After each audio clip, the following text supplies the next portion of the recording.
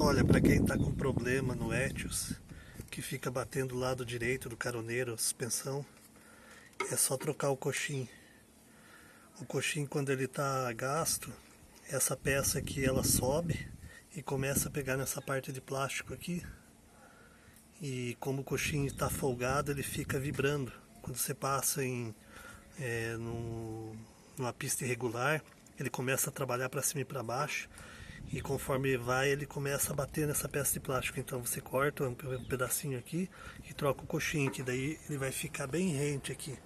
Pode notar que o coxim quando está com defeito, quando começa a bater, ele fica bem alto, essa parte fica uma fresta aqui embaixo. Então troque os dois coxins, não adianta trocar só um lado e o outro não. Foi trocado os dois lados e acabou com o problema, beleza?